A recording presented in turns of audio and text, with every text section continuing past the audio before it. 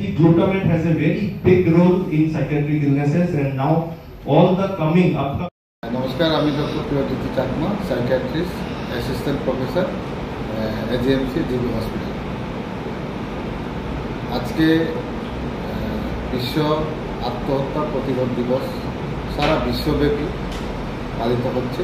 সেই হিসাবে আমাদের রাজ্যেও ইন্ডিয়ান সাইকিয়াট্রিক সোসাইটি ত্রিপুরা রাজ্য শাখার উদ্যোগে এবং আমাদের department of psychiatry Agartala government medical college আর জিবি হসপিটালের উদ্যোগে আমরা একটা কর্মশালার আয়োজন করেছি, যেখানে আপনারা দেখেছেন দুপুর 1:00 হইতে এই প্রোগ্রামটি চলছে এবং সুইসাইড রিলেটেড যে প্রিভেনশন কীভাবে দেওয়া যায়, কী কী কারণে হচ্ছে সেগুলির একটা কর্মশালা বিভিন্ন ছাত্রছাত্রী এবং অন্যান্য স্পেশালিটির সাথে যারা জড়িত তাদেরকে নিয়ে একটা সিএমই প্রোগ্রাম হচ্ছে এবং এখনও চালু আছে।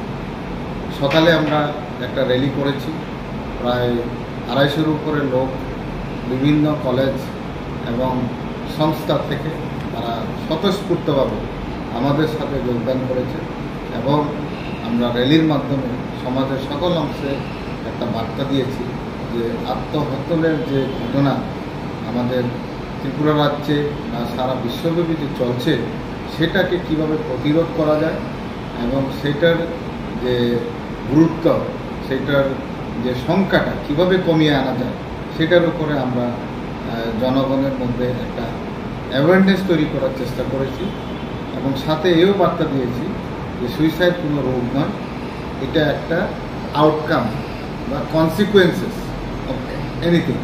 সেটা মানসিক ব্যাধি হতে পারে, বিভিন্ন চাপের কারণে, মানসিক চাপের কারণে হতে পারে, বা যারা নেশাদ্রব্য ব্যবহার করে তাদের ক্ষেত্রেও এ ধরনের অসুবিধাগুলি হতে পারে।